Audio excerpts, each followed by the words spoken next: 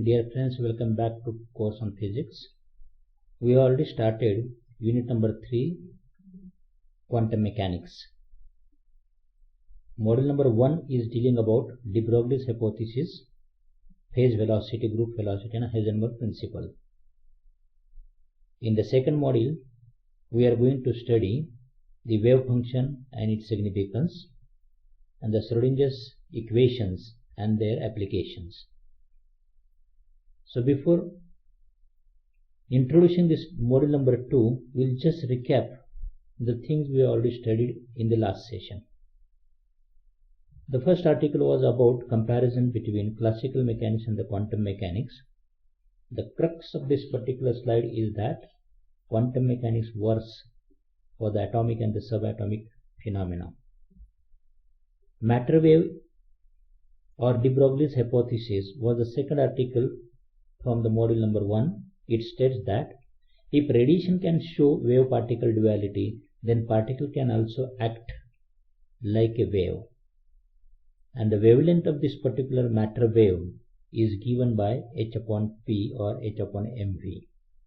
The another forms of this particular wavelength are in terms of the kinetic energy and in terms of the electric potential.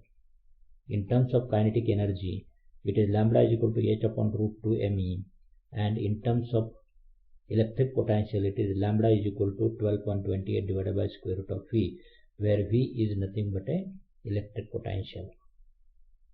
After that, we have studied the properties of the matter waves. The properties of the matter waves are depending upon the equation lambda is equal to h upon mv. In that case, it is clearly understood that wavelength is inversely proportional to mass of the particle, and also wavelength is inversely proportional to velocity. And one should remember that matter waves are associated with the particle in motion only. It is not at all possible in case of the particle which is at rest. After that, we have studied the concept of a wave packet or say wave group. It is nothing but a superimposition of several waves having nearly same frequencies that is giving rise to the wave packet of variable amplitude. So that is nothing but a wave packet or say wave group.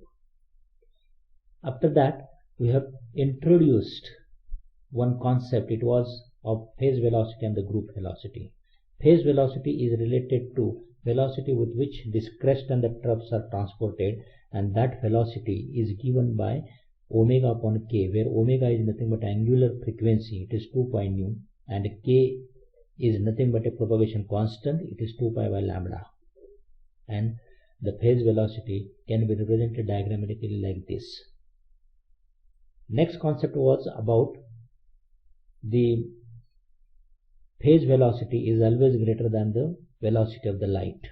It has been proved that this phase velocity or say wave velocity is always greater than velocity of the light. The next concept was about group velocity or say particle velocity. Group velocity is nothing but a velocity with which this wave packet is transported. Its velocity is given by equation Vg is equal to delta omega upon delta k. If we look toward these two equations, wave velocity is simply ratio of omega by k, whereas group velocity is equal to ratio of change in omega divided by change in k. The last article from the module number 1 was about uncertainty principle. It states that you cannot determine two variables of the atomic system with accuracy at the same time. There will be some uncertainty in determining these variables, and that uncertainty is of the order of Planck's constant. For example, delta x into delta p is greater than or equal to h upon 2 pi. If you want to find out the position of the particle clearly, in that case momentum cannot be calculated clearly, or there will be some uncertainty in that. In case of wide group, the momentum can be calculated accurately, but position cannot. Heisenberg uncertainty principle is equally valid for another conjugate variables like energy E and time t. In that case also delta E into delta t is greater than or equal to h upon 2 pi. Now we will try to understand what is wave function and what is its physical significance. As we are knowing that wave can be represented by wavelength, amplitude, energy, etc. In case of electromagnetic wave, the magnetic field and the electric fields are vibrating or say oscillating. Then question is this: what is vibrating in case of the matter wave? It has been assumed that wave function psi is the variable quantity which is oscillating in the matter wave, or one can say that psi is characterizing the matter wave. Psi is variable in space and the time, and it can be represented as psi is equal to function of x, y, z and the t. Now how to interpret this psi? As psi is vibrating, oscillating means it will show this sine wave. Graph of psi versus time will be like this. In this case, psi is nothing but actually probability of finding the particle. But probability of finding the particle will be positive only. But in this case, psi is positive as well as negative, and we'll find that positive loop has some meaning, negative is not having meaning, because probability cannot be negative. And to understand this, what we are going to do, we will just take the square of this particular psi, and that square of the psi is nothing but a probability density. So they say, what is the interpretation of psi square then? This probability of finding the particle is directly proportional to square of the psi function within the given volume. The psi square is known as probability density and psi is known as the amplitude. Probability of finding the particle in a given space will be equal to 1, because particle will be definitely present somewhere in the energy packet, and that is why this integration from minus infinity to plus infinity psi square dv must be equal to 1. Again, one more problem is there. The psi square is the probability density that can be complex number. To avoid this particular thing, we will multiply this psi by psi star, that is nothing but its complex conjugative. Now this particular equation, that is integration from minus infinity to plus infinity psi into psi square star dv is equal to 1 will be representing the real value, and thus the graph of psi square versus time will have only positive values, and these particular positive values of the amplitude are showing the probability of finding the particle in that particular position at particular time. Now the next part is that what are the conditions should be satisfied by this psi so that it can be considered as a well-behaved function. Condition number 1 is that psi must be finite. Why psi must be finite? Because probability of finding the particle is also finite. Infinite probability means it is violating the uncertainty principle. Condition number 2 is psi must be single valued. If psi is multi-valued, it means that the particle would found at multiple locations at the same time, and it is quite impossible. Condition number 3 is psi must be continuous function. Why psi must be continuous? Because we want to find out the real particle, and that is why psi must be continuous.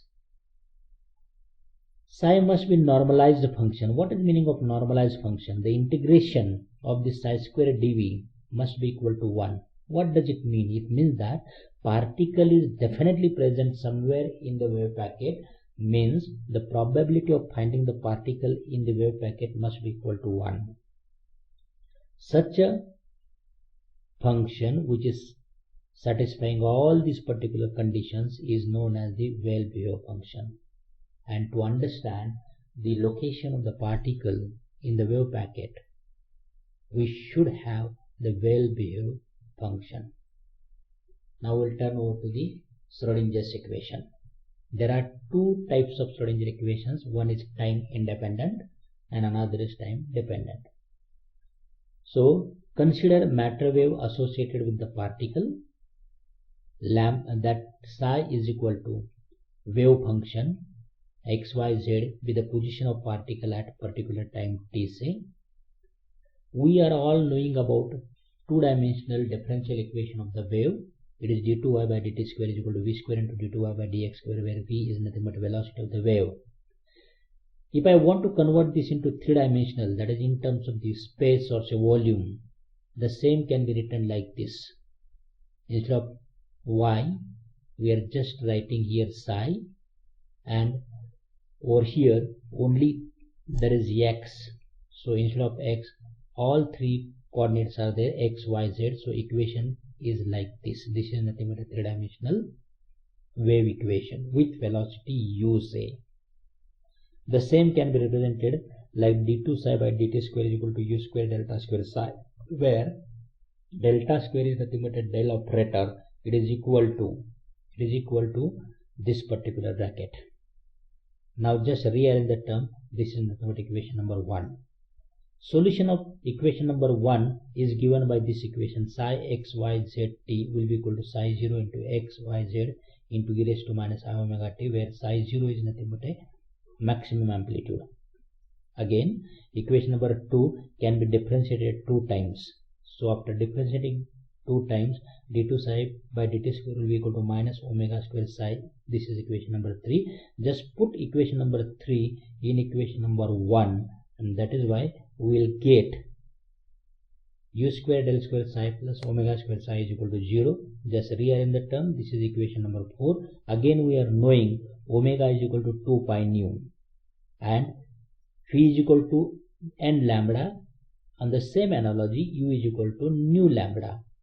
Instead of n, we are using nu here. Instead of v, we are using u in this case. Just put these values in equation number 4, so that equation becomes del square psi plus 4 pi square upon lambda square psi is equal to 0. Again, the wavelength of the matter wave is lambda is equal to h upon p. It is equal to h upon square root of 2me. It was 2me in the last lecture, but that E was related to kinetic energy. Now here we are considering E as the total energy minus potential energy, means this bracket indicates the kinetic energy. So equation becomes h upon square root of 2m into E minus V. So equation 5 becomes del square psi plus 8 pi square m E minus V upon h square psi is equal to 0. This is the equation number 6, known as Schrodinger's time independent equation. Now we'll turn over to this Schrodinger's time dependent equation. Again consider m is equal to mass of the particle moving with velocity v, and its position is xyz at time t.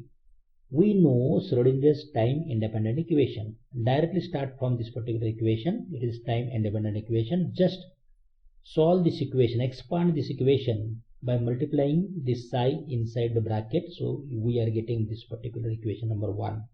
Again we are knowing this is the equation of matter wave, del square psi upon t square minus u square del square psi is equal to 0, where del square is already known to you. These are nothing but the three-dimensional operator. So solution of equation 2 is nothing but psi is equal to psi 0 into e raised to minus omega t. It is already known to you from the last derivation. Again, differentiating above equation with respect to t, we will get this particular d psi by dt is equal to minus I omega psi. This is equation number 3 say. But omega is equal to 2 pi nu. Again, nu is nothing but E upon h according to Planck's quantum theory, that is E is equal to h nu, so nu must be equal to E by h. So equation 3 becomes d psi upon dt is equal to minus I 2 pi upon h into E psi. Multiply both these sides of this equation by minus I, so we are getting this final form, that is E psi is equal to minus h upon 2 pi into d psi by dt, and that is why equation number 1 will be becoming del square psi plus 8 pi square m upon h square. Just putting the value of this particular E psi, we are getting this equation. After that, just rearrange the terms and we will be getting this equation number 4. This equation 4 is nothing but Schrodinger's time dependent equation. For this bracket we can write H, and for this particular value I into H upon 2 pi we can write E. So this H is nothing but a Hamiltonian operator and E is nothing but an eigen operator. So this is how we can derive Schrodinger's time dependent equation. Now we'll turn over to the applications of the Schrodinger's equation. There are two applications: the particle in rigid box, that is in infinite potential well, and second application is about particle in non-rigid box, that is in finite potential well. Again consider particle of mass m inside the one-dimensional box having infinite height, but width is equal to L.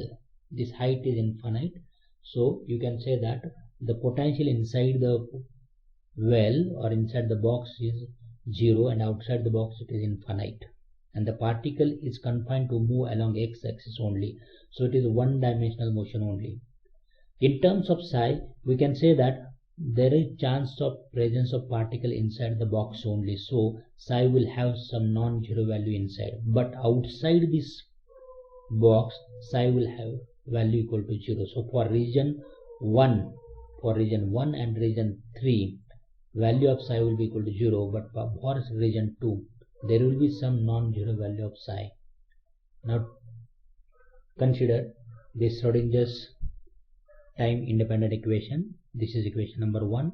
Del square is already known to you, but motion is confined to x-axis, and that is why these two quantities, that is quantities related to y and z, will be equal to 0, and that is why equation 1 becomes del square psi upon dx square is equal to 8 pi square me upon h square psi is equal to 0.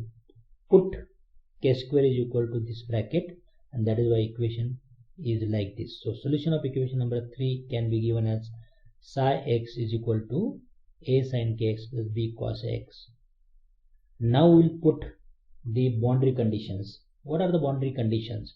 If we look to the previous slide, the boundary conditions are x is equal to 0 and x is equal to L, and this is how we are going to put these boundary conditions. The first boundary condition is that x is equal to 0. In that way psi 0 will be equal to 0, b is equal to 0, and that is why the equation above equation becomes psi x is equal to a sin kx. Similarly, when we put x is equal to L, again the value of psi will be equal to 0, and that's why the value becomes a sin kl is equal to 0. Particle is present inside the box, and that is why a cannot be equal to 0, and so this sin kl will be equal to 0, and that is why kl will be equal to n pi, where n is equal to 1, 2, 3, 4, etc. In this way k will be equal to n pi upon L, and that is why k square will be equal to n square pi square upon L square.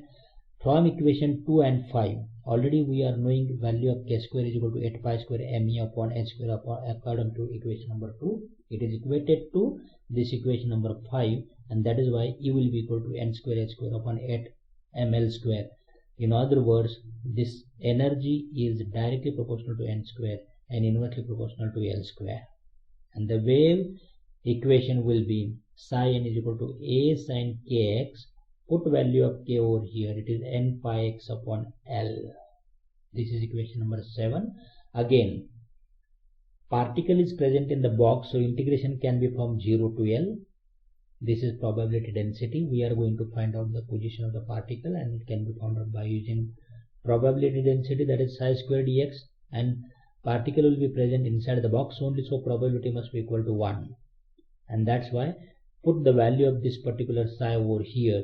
So we are getting a is equal to square root of 2 by L.